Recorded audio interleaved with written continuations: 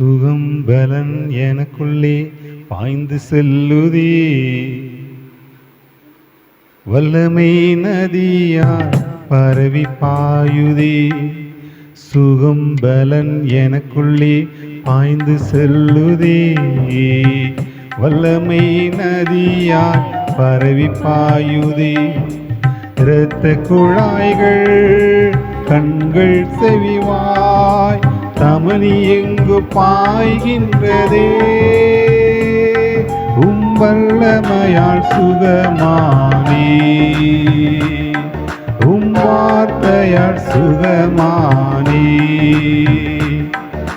தழும்புகளால் சுகமானே,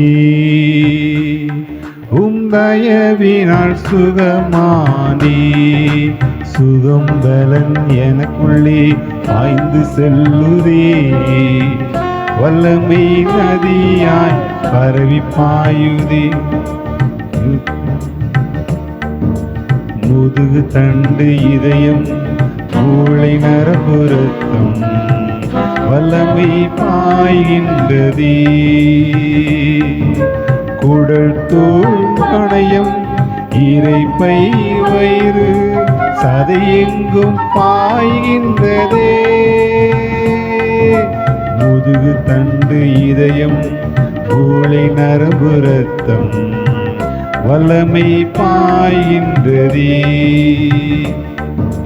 குடல் தோல் கணையம் இரைப்பை வயிறு சதையெங்கும் பாய்கின்றதே.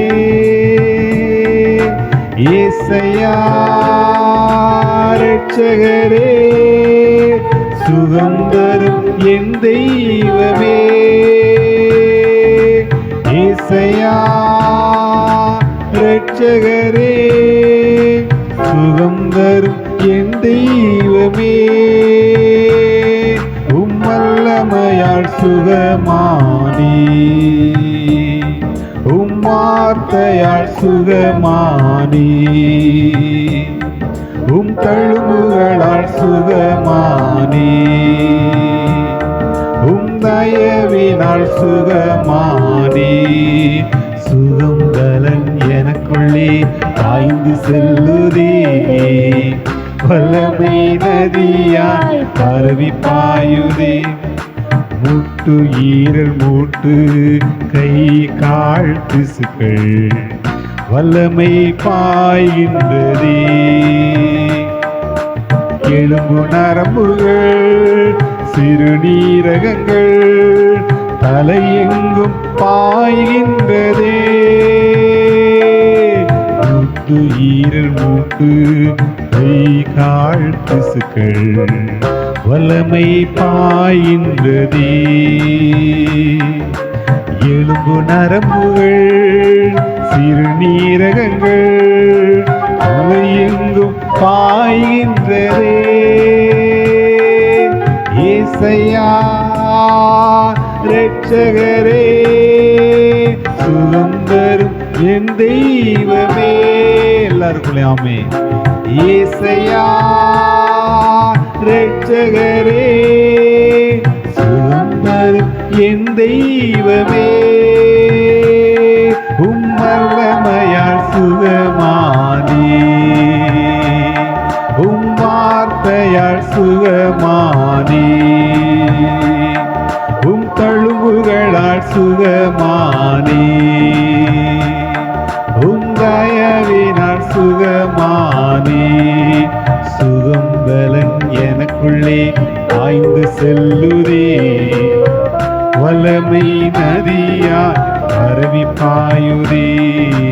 கர்ப்பப்பை கட்டி காயங்கள் புண்கள் வல்லமை பாய்கின்றதே. முடக்குவாதங்கள் நுரையீரல்கள் சுவாசம் எங்கும் பாய்கின்றதே. கர்ப்பப்பை கட்டி காயங்கள் புண்கள் வல்லமை பாய்கின்றதே. முடக்குவாதங்கள் நுரையீரல்கள் சுவாசம் எங்கும் பாய்கின்றதே.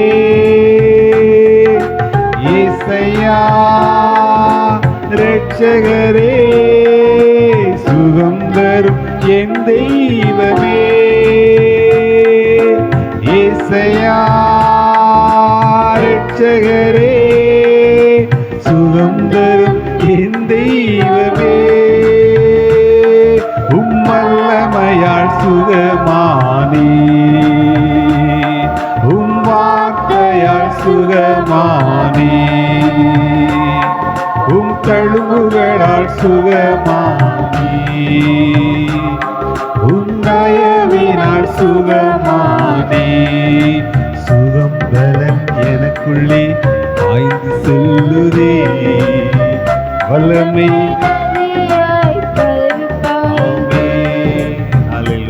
Hallelujah. Thank you Lord. Thank you Lord. Thank you Lord. Thank you Lord. ஆமென். இயேசுவின் நாமத்தினாலே நல்ல ஆண்டவர் சுகமாக்குற வல்லமையினால தகப்பனே இதை விசுவாசிக்கிற கேட்கிற பார்க்கிற எல்லாருடைய எல்லையிலும் கர்த்தருடைய ஆவியானவர் கிரியை செய்கிறார்.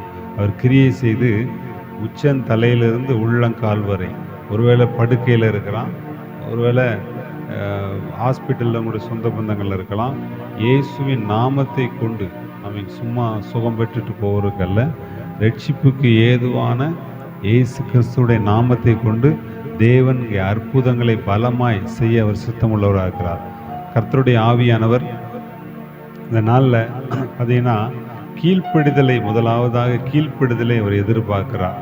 விசுவாசத்தையும் கீழ்ப்படிதலும் கிட்டத்தட்ட ஒன்று போல வருகிற ஒரு காரியம்.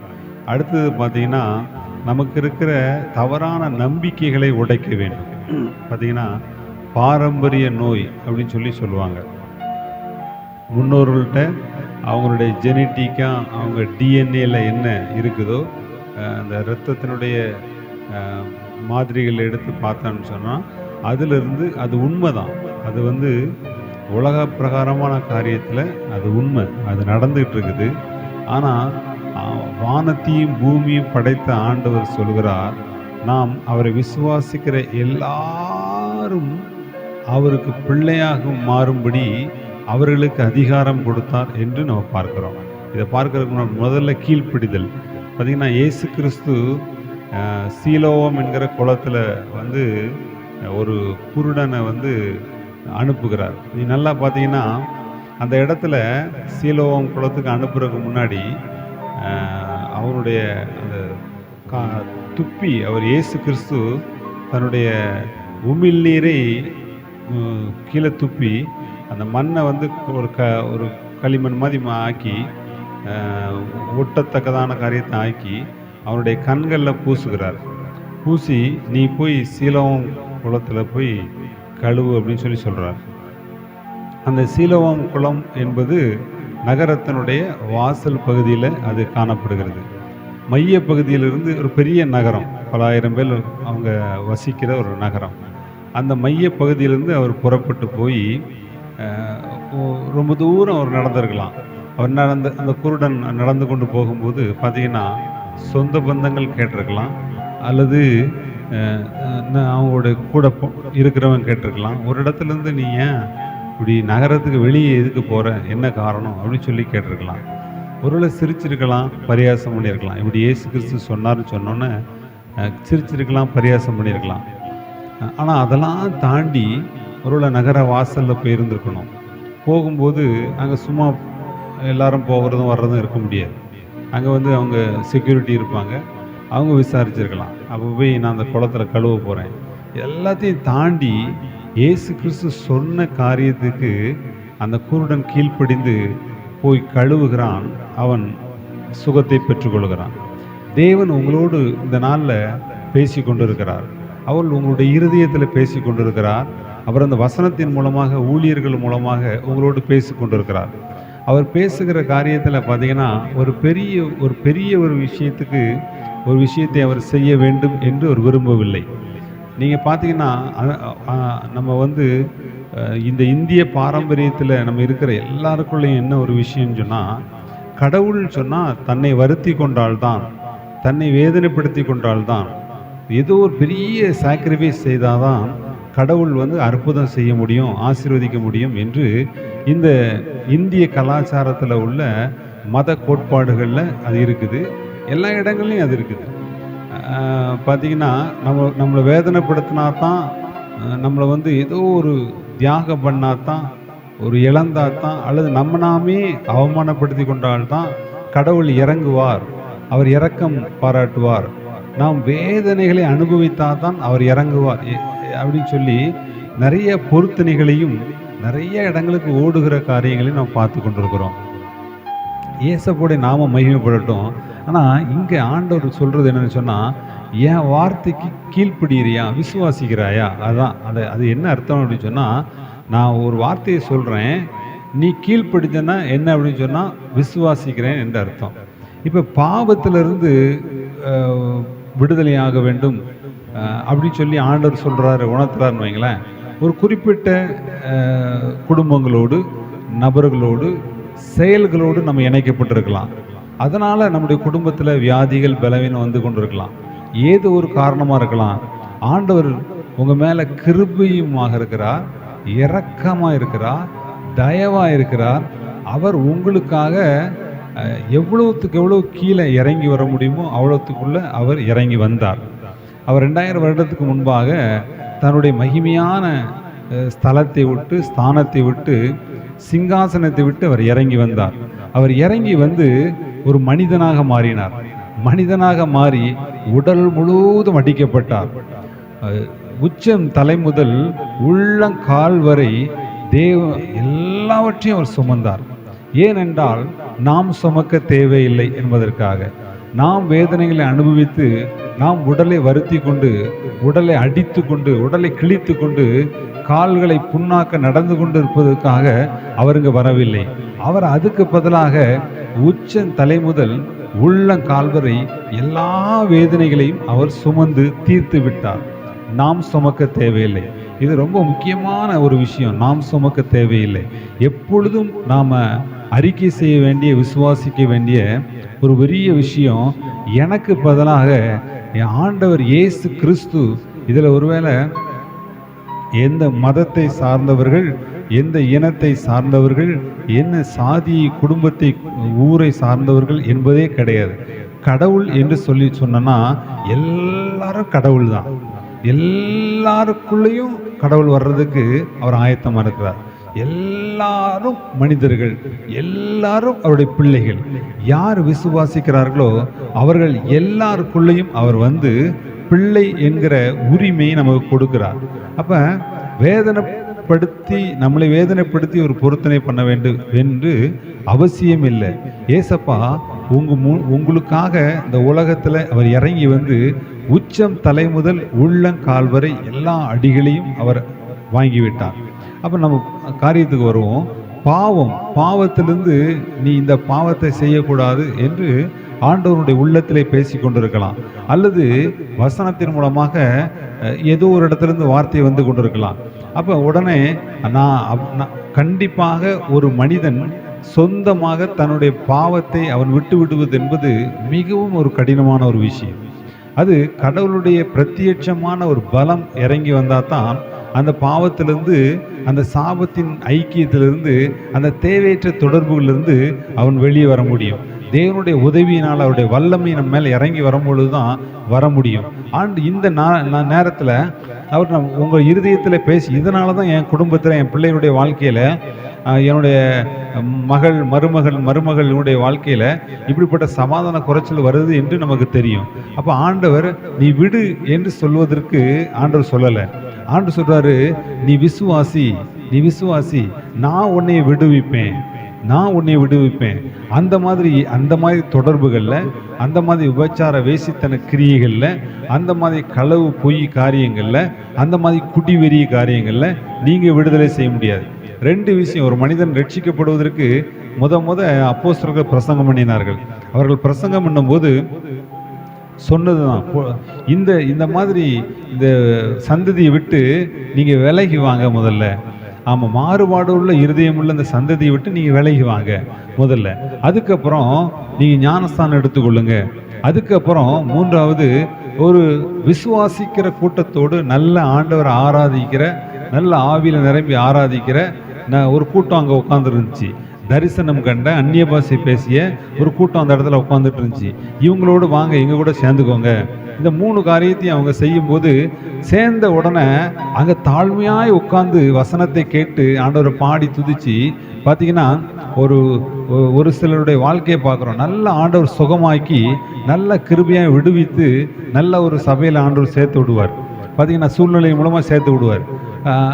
பேசி சேர்க்கலாம், அது ஒரு சூழ்நிலையின் மூலமாக சேர்க்கலாம், ஏவி சேர்க்கலாம், எப்படியோ ஒரு இடத்துல சேர்த்து விடுவார்.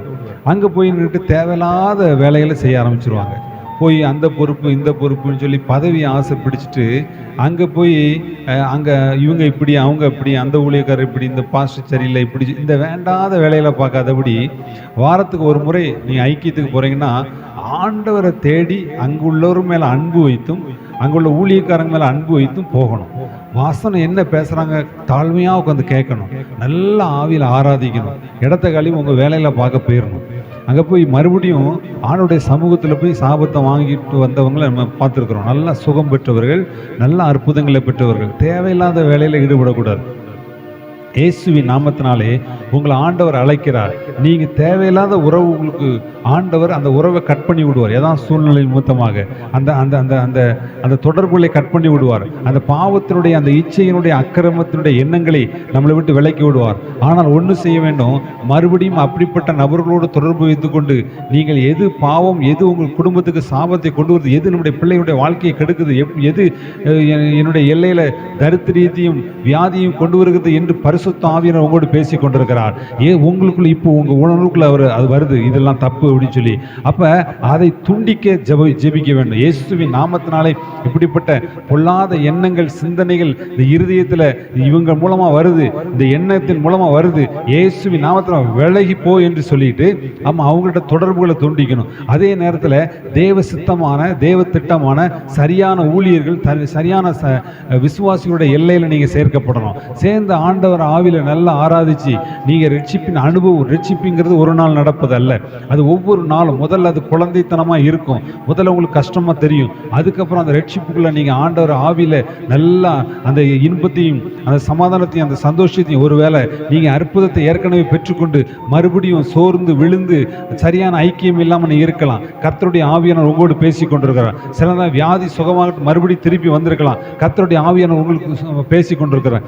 ஏனென்றால் பார்த்தீங்கன்னா திமிர்வாதக்காரன் பார்த்தீங்கன்னா அவன் சுகமாக்கி போயிடுறான். போன பிறகு அவன் அந்த ஆண்டவர் மறுபடியும் அவரை சந்திக்கிறான். சந்தித்தவொன்னே ஆண்டவர் சொல்கிறாரு, பார்த்தியா மறுபடியும் நீ அதிக கேடு, அதாவது என்னன்னு சொன்னால் இது வரைக்கும் நீ திமிர்வாதத்தில் படுத்து கிடந்த இதை விட அதிக கேடுன்னா இப்போ யோசித்து பாருங்க. அவன் மோசமான வியாதி உனக்கு வந்துடும். ஆகையினால நீ கவனமாயிரு, நீ இனி பாவம் செய்யாதே அப்படின்னு சொல்கிறாரு.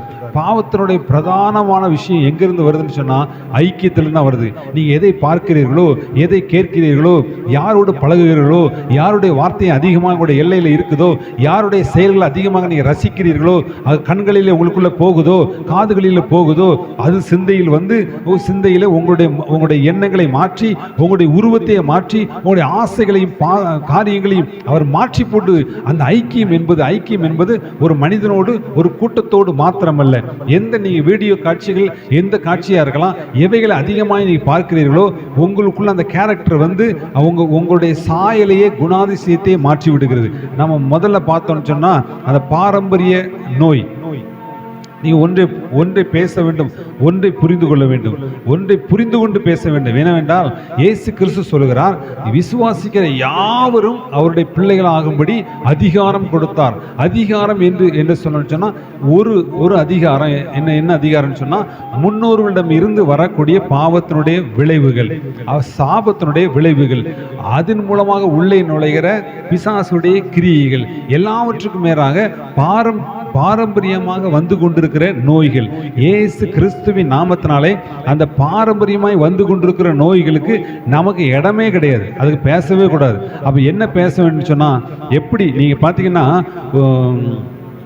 நம்முடைய மாதிரிகளை எடுத்து, அதாவது இரத்த மாதிரிகள் எடுத்து வைத்து அதை டெஸ்ட் பண்ணி பார்த்தீங்கன்னா நம்ம முன்னோர்கள் யாரு நம்ம பார்த்து சொல்லுவாங்க. இந்தியாவில் உள்ள சவுத்தில் இருக்கிறவங்கலாம் ஆப்பிரிக்கா உடைய முன்னோர்கள் வந்து ஆப்பிரிக்கா கண்டத்தில் உள்ளவங்க அப்படின்னு சொல்லி. என்னென்னா அந்த இரத்த மாதிரிகளை எடுத்து அவங்க கண்டுபிடிக்கிறாங்க. இவங்களும் இந்த இரத்த மாதிரிக்கும் தொடர்பு இருக்குது, இந்த டிஎன்ஏக்கும் அந்த இதுக்கும் தொடர்பு இருக்குது அப்படின்னு சொல்லி கண்டுபிடிக்கிறாங்க. அப்போ நீங்கள் பார்த்தீங்கன்னா அப்போ என்னென்னா அந்த இரத்தத்தின் மூலமாக ஒவ்வொருத்தருக்குள்ளேயும் மாறி மாறி மாறி மாறி வந்து இன்னைக்கு ஒரு பெரிய தொடர்புகளை கண்டுபிடிக்கிறாங்க. அப்போ ஒரு சின்ன ஒரு அணு மாதிரி இருக்கிற சின்ன ஒரு விஷயத்திலிருந்து அந்த கேரக்டர் எல்லாம் சுமந்துட்டு அது அந்த மனிதன் உருவாக்கப்படுகிறான். முன்னோருடைய கேரக்டர், குணாதிசயங்கள் அங்கே என்னெல்லாம் வரும்? குணாதிசயம் வரும். அதே நேரத்தில் பாவத்தினுடைய விளைவும் சாபத்தினுடைய விளைவும் நோயும் அந்த அந்த சின்ன ஒரு விஷயத்தின் மூலமாக உள்ளே நுழையும். இதை இப்படி மாற்றி பாருங்க, வானாதி வானத்தையும் படைத்த சர்வ வல்லமையுள்ள தேவனுடைய பிள்ளையா நாம் எப்படி மாற முடியும்? அதான் பார்த்தீங்கன்னா, எப்படி ஒரு மனிதன் உருவாகும் போது ஆவி வந்து அந்த ஆவி அவனை உயிர்ப்பித்து பின்பு அதை வளர்ந்து சரீரம் அந்த ஆத்மா எல்லாமே வளர்ந்து வளர்ந்து வருது. ஆனால் அந்த ஆவி அப்படியே தான் இருக்கும். அந்த ஆவி அதுக்கு வந்து வளர்ச்சி என்பது கிடையாது. ஏன்னா அது தேவன் நமக்கு கொடுத்தது. அந்த ஆவி நமக்குள்ள அப்படி தான் இருக்கும். அதே போல அந்த ஆவி எப்படி உள்ள வந்து ஒரு மனிதனுக்கு உயிர் கொடுத்து அந்த மனிதனுக்கு புதிய, அதாவது ஆவிக்குரிய சாயலை கொடுத்து அது செயல்படுகிறதோ, அந்த ஆவி செயல்படுகிறதோ, அதே போலதான் இயேசு கிறிஸ்துவை விசுவாசிக்கிற எல்லாருடைய எல்லையிலையும் கிறிஸ்துவின் ஆவி உள்ளே நுழைந்து பார்த்தீங்கன்னா, எந்த இடத்துல ஒரு மனிதனை உருவாக்குவதற்கு ஆவி தேவைப்படுகிறதோ அப்பொழுதுதான் அந்த மனிதன் மனிதனாக இருக்க முடியும். மனிதத்துவத்தோடு அவன் செயல்பட முடியும். அந்த ஆவி இருக்கும்போது தான் அதை அந்த ஆவி செயல்படுத்துகிறதோ.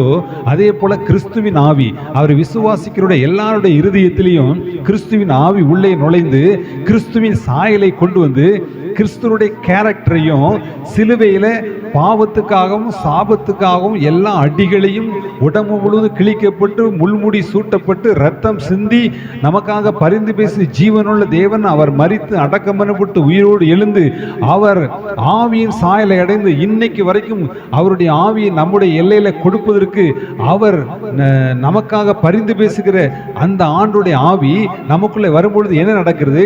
அவர் சிலுவையில சிந்தின ரத்தத்தினுடைய பலன் என்ன? பாவத்திலிருந்து ஜனங்கள் விடுவிக்கப்பட்டு பரிசுத்தமாக்கப்பட்டு பாவத்தினுடைய விளைவாகிய உண்டாகிற வியாதிகள், பலவீனங்கள், சமாதான குறைச்சல்கள், நோய் அல்லது வேறு தரித்திரியங்கள் எல்லாவற்றையும் அவர் சிலுவையில் அடித்து பாவத்தினுடைய விளைவு பதிலாக அவர் பரிசுத்தத்தினுடைய விளைவாக ஆசீர்வாதத்தையும் நீதியையும் நமக்குள்ளே கொண்டு வருகிறார். சாபத்தினுடைய விளைவாக உண்டாகிற எல்லாவித வியாதிகள், பலவீனங்கள், நஷ்டங்கள், இழப்புகள், தரித்திரியங்கள், சமாதான குறைச்சல்கள், பிரிவினைகள் எல்லாவற்றையும் சிலுவையில் அடித்து பரிசுத்த ஆவியானவர் மூலமாக கிறிஸ்துவுக்குள் உள்ள ஆசீர்வாதத்தை நம்முடைய எல்லையில கொண்டு வந்து உள்ளே வைக்கிறார். எப்பொழுது விசுவாசிக்கிறோமோ அப்பொழுது நமக்குள்ளே அவருடைய ஆவி உள்ளே வருகிறது. எப்பொழுது ஆவி வருகிறதோ அப்பொழுது அவரை பார்த்து அப்பா, பிதாவே என்று கூப்பிடப்படுகிற புத்திர சுவிகாரத்தின் ஆவியாக அது மாறுகிறது. அப்பொழுது என்ன நடக்குது?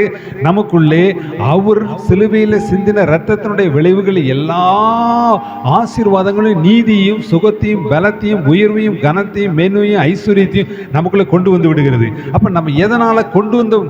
அப்படி கொண்டு வந்து நமக்குள்ள வச்சிருக்குல்ல, வைக்கப்பட்ட காரியங்கள் செயல்படாமல் இருப்பதற்கு என்ன காரணம் சொன்னா நம்முடைய அவிசுவாசத்தின் வார்த்தை தான். பாரம்பரிய நோய்க்கு விரோதமாக நாம் பேச வேண்டும்.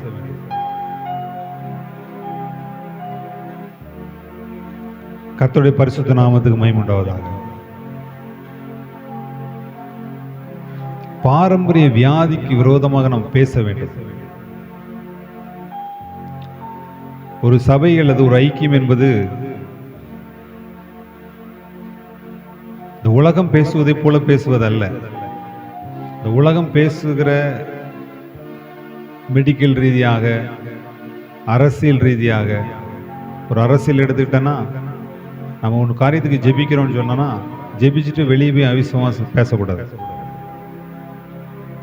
விசுவாச வார்த்தை, அவிசுவாச வார்த்தை என்பது உலகத்தின் சரக்கு.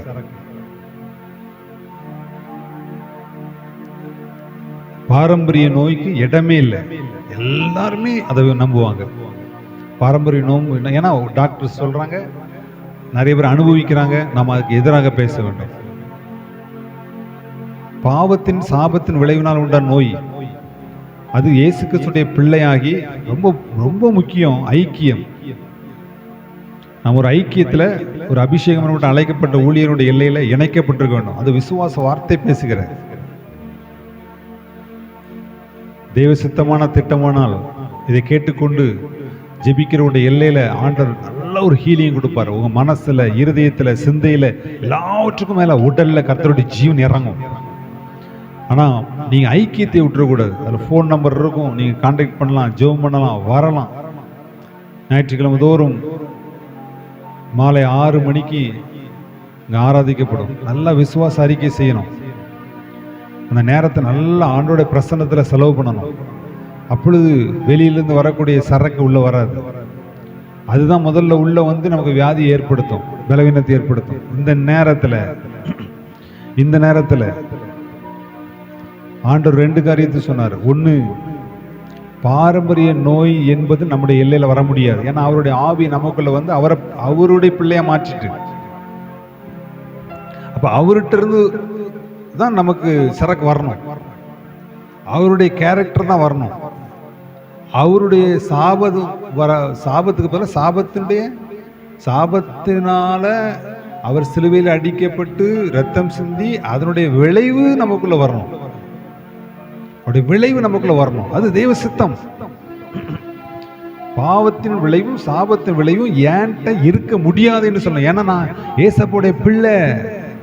அவர் விசுவாசிக்கிறதுனால எனக்குள்ள அவருடைய ஆவி வந்திருக்குது, அவருடைய சமாதானம் வந்திருக்குது, அவருடைய சந்தோஷம் வந்திருக்குது, அவருடைய விடுதலை வந்திருக்குது, அவருடைய சுகம் வந்திருக்குது, அவருடைய பலன் இருக்குது, அவருடைய ஜீவன் வந்திருக்குது, அவருடைய மகிமை வந்திருக்கிறது. அப்ப அவருடைய சரீரத்தோடு நீங்க இணைக்கப்பட்டிருக்கணும். அந்த சரீரத்தோடு இணைக்கப்படுறது தான் ஐக்கியம், சபை கூடுதல். நீங்க இணைக்கப்பட்டீங்கன்னா அப்படியே ஆவியில வளருவீங்க. ஆண்டவரை நல்லா விசுவாச அறிக்கை செய்து ஆண்டவரை பாடி துதிச்சு ஆராதிச்சு வசனத்தை கேட்டு நீங்க ஆவியில வளர முடியும். இப்பொழுது மறுபடியும் அந்த பாட்டு படிக்கும் பொழுது உங்க யாரெல்லாம் சுகவீனப்பட்டிருக்கிறீங்களோ, படுக்கையில் இருக்கலாம், எந்த சூழ்நிலையில் இருக்கிறான், உடைச்சி வாயை திறந்து அந்த சுகவீனப்பட்ட இடத்துல கை வச்சு நான்ல இயேசுவே அந்த கரத்தை உங்க மேல வைப்பார். தட்டை எல்லாம் விலகுது இயேசுவின் நாமத்தினால. Jesus name. சுகம் பலன் எனக்குள்ளே பாய்ந்து செல்லுதே, வல்லமை நதியாய் பரவி பாயுதே. சுகம் பலன் எனக்குள்ளே பாய்ந்து செல்லுதே, வல்லமை நதியாய் பரவி பாயுதே. இரத்த குழாய்கள் கண்கள் செறிவாய் தமனி எங்கு பாய்கின்றதே. இரத்த குழாய்கள் கண்கள் செறிவாய் தமனி எங்கு பாய்கின்றதே. உம்மல்லமையால் சுகமானே, உம்மார்த்தையால் சுகமானே, உம் தழும்புகளால் சுகமானே, உம் தயவினால் சுகமானே. முதுகு தண்டு இதயம் மூளை நரம்பு ரத்தம் இயேசுவின் நாமத்தினாலே யார் யார் ஜெபம் பண்ணிட்டு இருக்கிறாங்க, வலி வேதனைகள் உள்ள இடத்துல, வியாதிகள் உள்ள இடத்துல, தோல் நோய்கள் இயேசுவின் நாமத்தினால சுகமாகிறது, சுகமாகிறது. கர்த்தருடைய ஜீவன் இறங்குகிறது. தோல் நோய்கள் மறைகிறது இயேசுவின் நாமத்தினால. Thank you Lord, thank you Lord.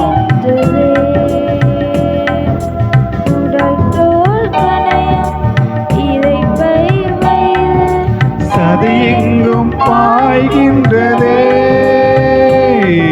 முதுகு தண்டு இதயம் மூளை நரம்பு ரத்தம் வல்லமை பாய்கின்றதே. குடல் தோள் கணையம் இரைப்பை வயிறு சதையெங்கும் பாய்கின்றதே.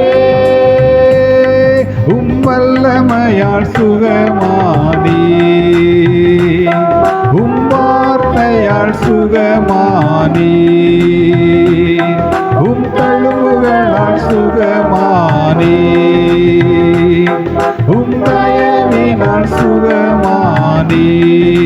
சுகம் பலன் பாய்ந்து செல்லுதே, வல்லமை நதியாய் பரவி பாயுதே. மூட்டு ஈரல் மூட்டு கை கால் திசுக்கள் வல்லமை பாய்கின்றதே.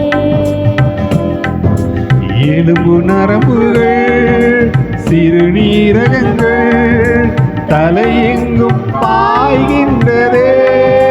சுகமுண்டாகட்டே இயேசுநாதனம். மூட்டு ஈரல் மூட்டு கை கால் திசுக்கள் வல்லமை பாய்கின்றதே. எலும்பு நரம்புகள் சிறுநீரகங்கள் தலையெங்கும் பாய்கின்றதே. ஏசையா இரட்சகரே, சுகம் தரும் என் தெய்வமே. பெற்றுக்கொள்ளுங்க இயேசுவின் நாமத்தினாலே. ஏசையா இரட்சகரே, சுகம் தரும் என் தெய்வமே. உம் வல்லமையால் சுகமானி, உம் வார்த்தையால் சுகமானி, உம் தழும்புகளால் சுகமானி, உம் தயவினால் சுகமானி. சுகம் பலன் எனக்குள்ளே பாய்ந்து செல்லுதே, வல்லமை நதியாய் பரவி பாயுதே. கற்பப்பை கட்டி காயங்கள் புண்கள் வல்லமை பாய்கின்றதே. முடக்குவாதங்கள் நுரையீரல்கள் சுவாசமெங்கும் பாய்கின்றதே. மேல இறங்கட்டும் இயேசுவின் நாமத்தினாலே. ஆமென். இறங்கட்டும் ஜீவன், இறங்கட்டும் ஜீவன், இறங்கட்டும் ஜீவன். மகிமை இறங்கட்டும். எந்தெந்த பகுதியில் எங்கெங்க உட்கார்ந்து இருந்தாலும், எங்கெங்க படுக்கையில் இருந்தாலும், நாசரேயனாகிய இயேசு கிறிஸ்துவின் நாமத்தினாலே அந்த கட்டிகளை சுட்டெரிக்கிறேன். இயேசு கிறிஸ்துவின் நாமத்தினாலே அந்த வலிகள் விலகட்டும், இருதய நோய்கள் விலகட்டும் இயேசுவின் நாமத்தினால். கிட்னி பிரச்சனைகள் விலகட்டும் இயேசுவின் நாமத்தினால். மூளை நரம்புகள் சரியாகட்டும் இயேசுவின் நாமத்தினால். ஹல்லேலூயா, ஹல்லேலூயா, ஹல்லேலூயா, ஹல்லேலூயா. Thank you Lord. இரட்சகரே, சுகம் தரும் என் தெய்வமே. ஏசையா இரட்சகரே, சுகம் தரும் என் தெய்வமே. உம் வல்லமையால் சுகமானி. பண்டிகைகள் மாறுவதா இயேசுவின் நாமத்தினால். பெற்றுக்கொள்கிறேன் இயேசுவின் நாமத்தினால். சுகமானி, உம் தயவினால் சுகமானி. சுகம் பலன் எனக்குள்ளே பாய்ந்து செல்லுதே, வல்லமை நதியாய் பரவி பாயுதே. இதை அப்படியே விசுவாச அறிக்கை செய்து. Thank you Lord. அதே பாட்டுக்கு கம்மி போடு. ஹோலி ஸ்பிரிட், ஹோலி விசுவாச அறிக்கை செய்து. ஆமே. நன்றி, நன்றி இயேசுவின் நாமத்தினாலே. ஓ, எல்லா பலவீனங்களை என்னை விட்டு விலகி போடணுக்கா ஸ்தோத்திரம். ஆமே. நோய் வியாதி பாவத்தின் சாபத்தினுடைய விளைவு, ஓ அதனுடைய வல்லமையெல்லாம் விலகி போனதுக்கா ஸ்தோத்திரம் சொல்லுவோம். நன்றி சொல்லுவோம். ஏசப்பா நன்றிப்பா. உங்களுக்கு என்ன தெரிதோ இல்லையோ, ஆமே சொன்னே ஒன்று சொன்னேன். ஏசப்பா எனக்கு சுகம் கொடுத்தக்கா நன்றி ஏசப்பா, எனக்கு பலன் கொடுத்தக்கா நன்றி ஏசப்பா, எனக்கு விடுதலை கொடுத்தக்கா நன்றி ஏசப்பா. ஆமே. என் பாவத்தை போக்கி விடுறதுக்கா நன்றி ஏசப்பா, எனக்கு பரிசுத்த கொடுத்தக்கா நன்றி ஏசப்பா, சாபத்தினுடைய விளைவை நீ போக்கி விடுறதுக்கா நன்றி ஏசப்பா. ஆமே. அப்படி சொல்லி ஆமே தேங்க்யூ. எதை செய்ய முடியாதோ அதை செஞ்சு பாருங்க. ஹல்லேலூயா. ஆமே. எளிமை நடந்து பார்க்கணும் இயேசுவின் நாமத்தினாலே. ஹல்லேலூயா. இயேசுவின் நாமத்தினாலே எளிமை நடந்து பார்க்கணும். ஆமே. கையை அசைச்சு பார்க்கணும். தேங்க்யூலா. சாப்பிட முடியாது சாப்பிட்டு பார்க்கணும் இயேசுவின் நாமத்தில். கர்த்தருடைய ஜீவன் சுகம் இயேசுவின் நாமத்தில் இப்பொழுது கட்டளை கொடுக்கிறேன். மகிமை இறங்கட்டும். இயேசு கிறிஸ்துவின் நாமத்தில் ஜெபிக்கிறோம் நல்ல பிதாவே. ஆமென்.